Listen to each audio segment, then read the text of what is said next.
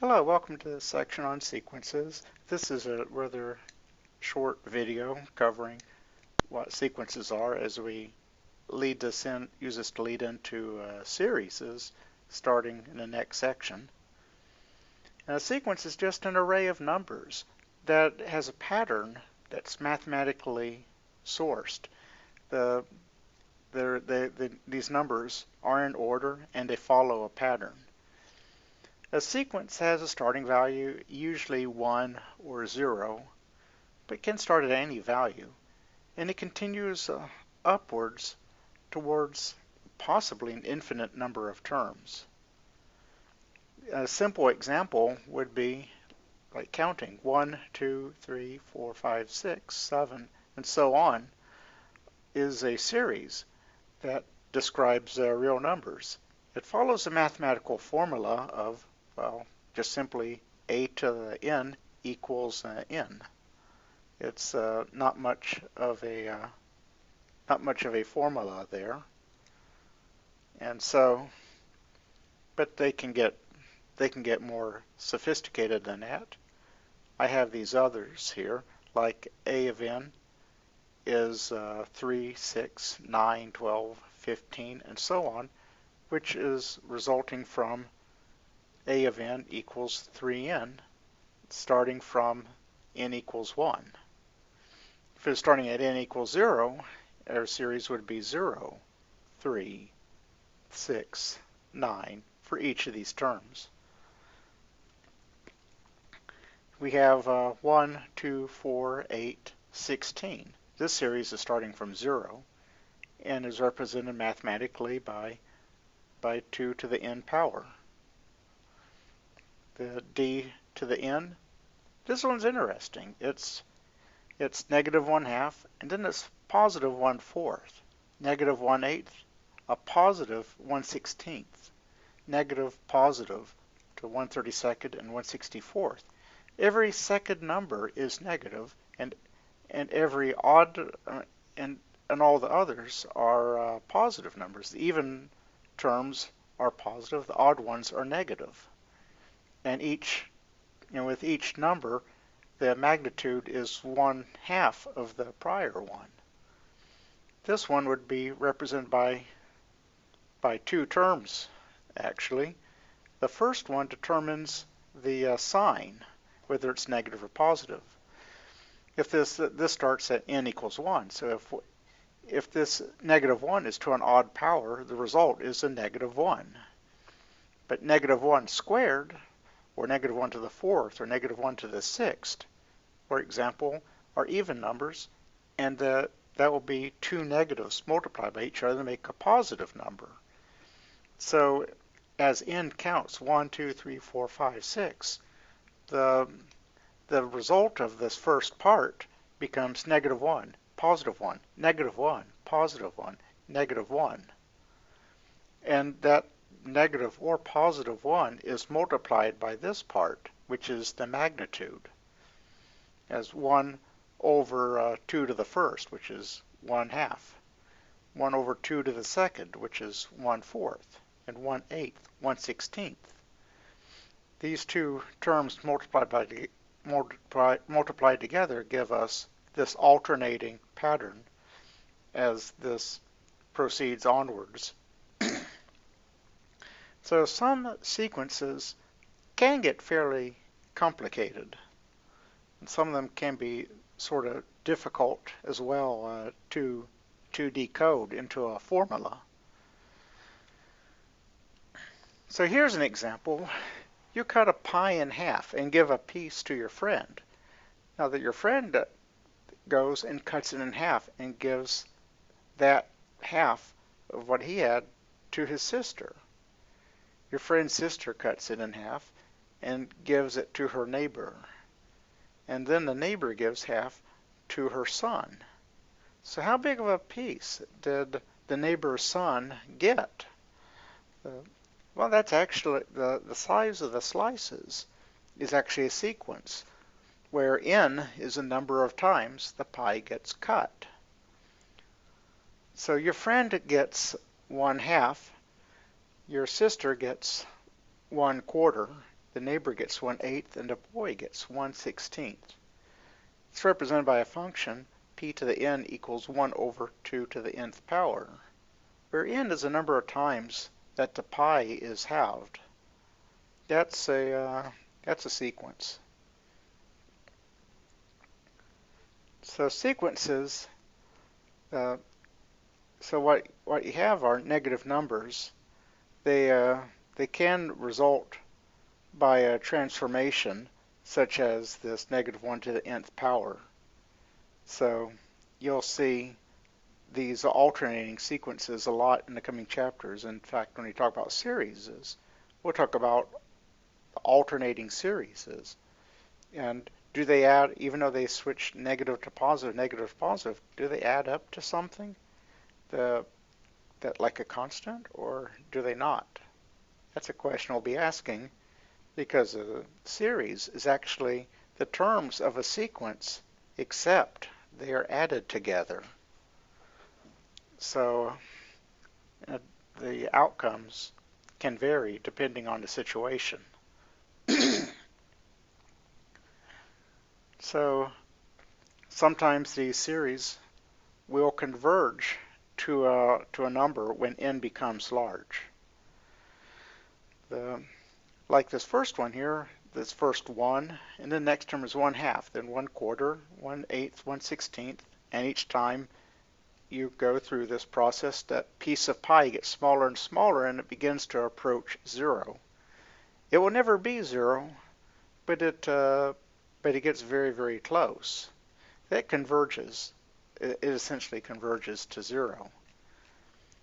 But the series below will not. 5, 10, 15, 20, 25. That's 5 times n. And as n increases, the result becomes larger and larger and does not approach a certain number, not any number at all.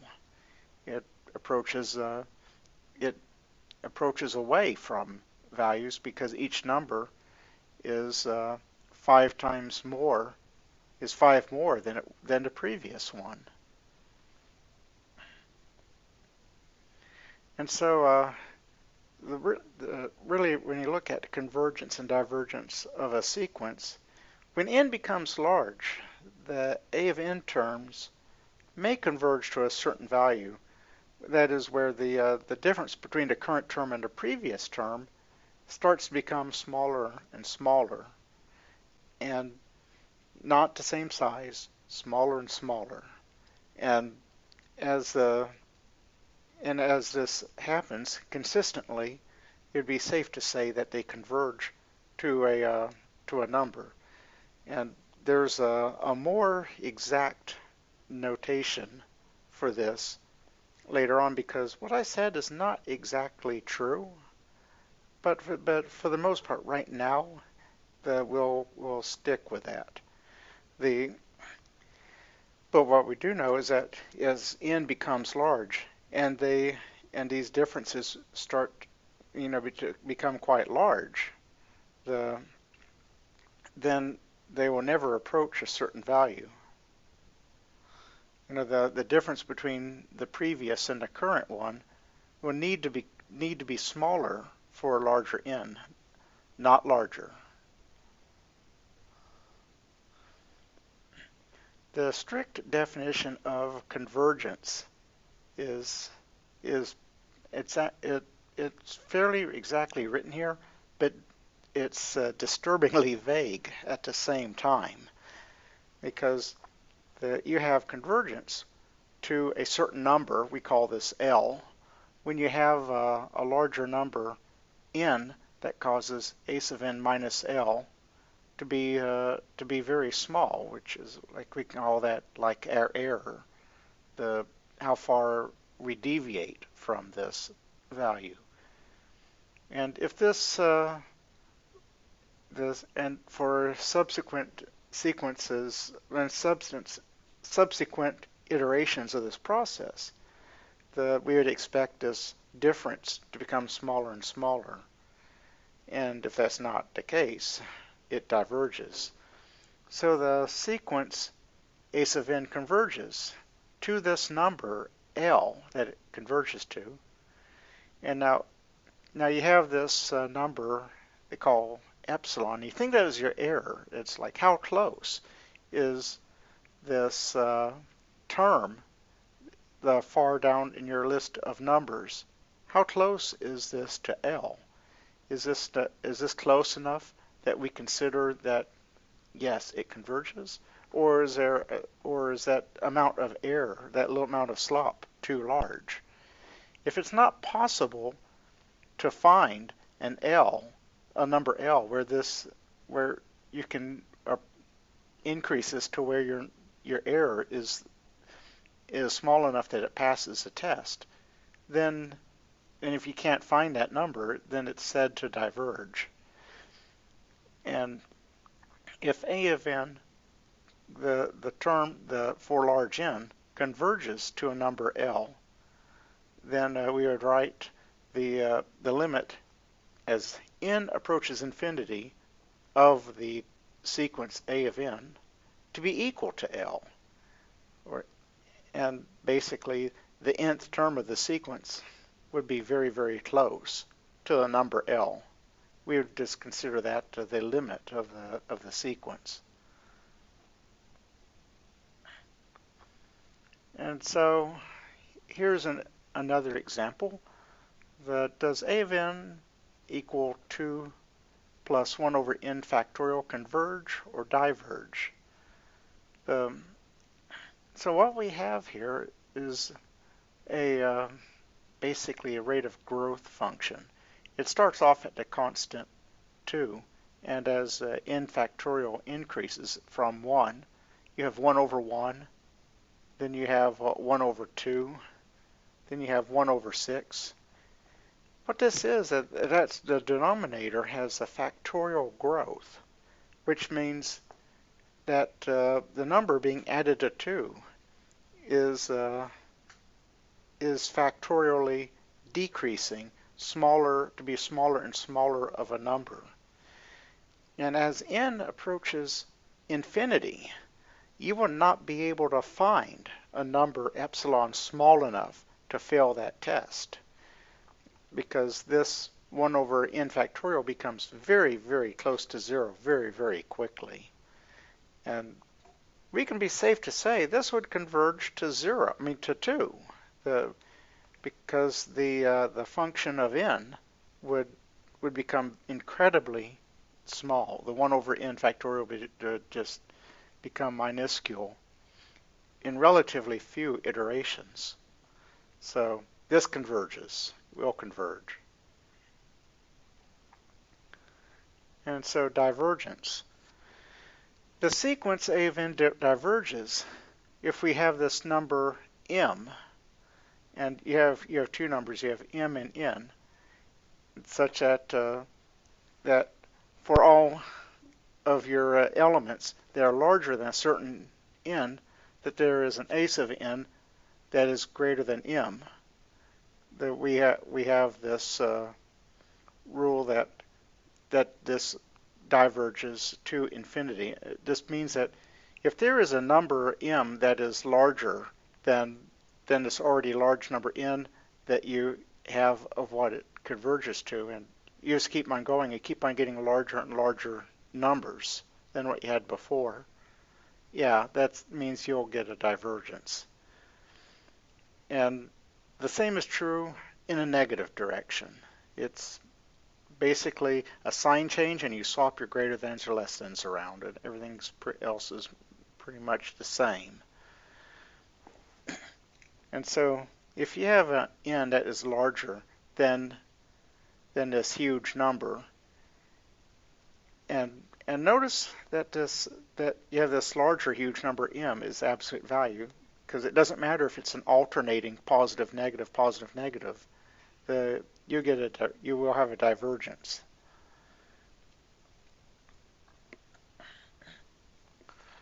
So you're calculating the limits of sequences. And within this, there's actually some rules. A lot of the limit laws you've had already do apply to sequences. The sum rule, the difference rule, And these are not a whole lot different from the rules of algebra. In fact, the constant multiples can come outside.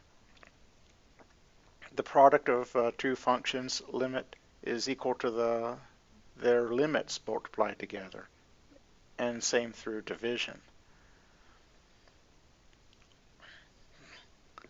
And so what is this function here? Would this converge or diverge to an infinity as n becomes very, very large? And for small n, the change is fairly large. I mean, you have 1 over 1 minus 2. That's going to be 1 over negative 1, which is going to be negative 1. Next term is going to be 2 over 1 minus 4, which is going to be negative 3. 1 over negative 3, and negative 1/3. The fourth term, let's say, is going to be n equals 4. And you have 4 over 7, negative 7. And as you keep on going with this next step way up here, and let's say, what if n is equal to 1,000? You have 1,000 over negative, now this is going to be 2,000 minus 1, so it's going to be negative 1999. And so that's going to be about negative 1/2 approximately negative 1/2. And as you get your n larger, the difference of negative 1/2 from this a of n term is going to be smaller than some number epsilon that you've assigned. The selection as epsilon maybe must be 0.0001. It can be as small as you want. It can be arbitrarily small. I'm just arbitrarily assigning it a number, but it can be imagined as any kind of small number. And so this would converge. If you substitute just ridiculously huge numbers here, this would basically, become just a negative 1/2, because the 1 is constant. You have an n on top, and you have a negative 2n on the bottom. If you assume that as n becomes large, this 1 becomes insignificant, then where it does not have a substantial impact into the function, you have n over negative 2n. The n's cancel out, and you end up with a negative 1/2. So that one is sort of obvious once you stop to think about it. And so there's a few rules here. I mentioned this rule sometime back, and that is the sandwich theorem. Let's say you have 3 sequences. You have, and I'll have them as 3 different colors. Let's say you have A of n, and B of n, and C of n. And A of n is, I'm going to draw it down lower. A of n is some value, and for every A of n, it has to be less than, maybe we can even say it's equal to some value B of n. And then it must be less than or possibly equal to some other number that is C of n. And now if as n approaches infinity, A of n might approach a certain number. Let's say I'm going to sort of draw a symbol here, and it approaches a number L. And so does C of n. It just happens to also converge on a certain number L. But b of n, which is between these two, at all these values, and you know for certain it's in between for every n value, but you don't really know for sure what it converges to, but because maybe that testing is very difficult or time consuming, it has to be between these two. And so because of this, it's also going to converge to L. That's what the sandwich theorem does. So they have a short list of limits that are some of the more tricky ones that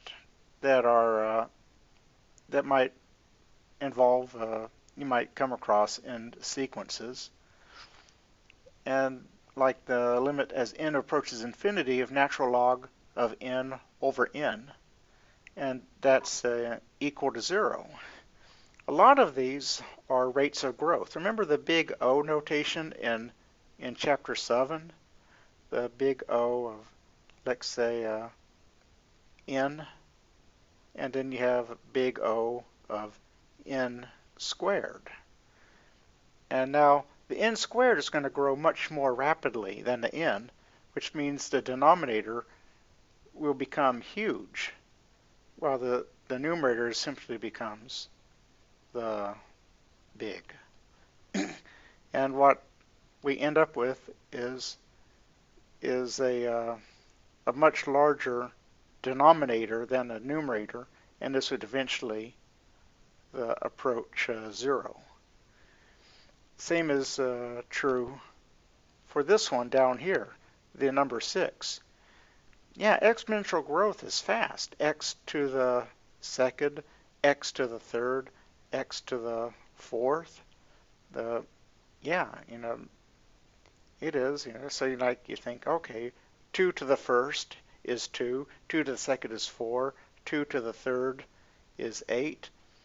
It rapidly grows, but not nearly as fast as what factorial does. Factorial grows faster than exponential. And because of the denominator growing so much more rapidly and consistently more rapidly than the numerator, its limit is also equal to 0. So these are a few of those examples. And finally here we'll wrap up here with some recursive definitions. Some of these may be recursive where they depend on previous elements, like a to the n plus 1. Would depend on a to the n or even the n minus 1, such as the Fibonacci series. If we seed this series, get it started with a1 equals 1 and a2 equals 2, you would have the a of 3 term, be it would be the sum of those two. A of 3 equals 2. A of 4 would be equals 2 plus 1. There would be 3. A of 5 would be equal to the sum of these two. It would be equal to 5. A of 6 would be equal to 8. A of 7 would be equal to 13. A of 8 would continue on to be 21. Then we have A9 equals 13 plus 21, that's 24, 34. 34. And then our last one here, A10, is going to be equal to 55, which is 34 plus 1, 35, 55. And that's a series. Fibonacci series is one of those number sequences that's all over the place in physics and mathematics. And so this gets us started into series. Is actually our next chapter, the 10.2, which are going to be infinite series. And we'll be looking at numbers as we sum them up. Do they converge to a number? Sometimes they do, or do they not? Sometimes the result of the sum grows too. Like for example, we'll be looking at like 1 plus 1/2 plus 1/4 plus 1/8. If you keep on going infinitely number of times, you end up, the sum of numbers would be 1 plus 1/2 would be 1.5, 1 3/4, 1.825, and 8.925, and so on like that until you know until you end up that this becomes equal to 2. That's a series that will converge. Others like 1 over n will not. That would be like n plus like it'd be like 1 over 1 plus 1 over 2 plus 1 over 3, and there'll be proofs for that. We'll get to it then. Until then, we'll enjoy the playing with these. Look through the book. We'll talk more about these in class. I'll see you then.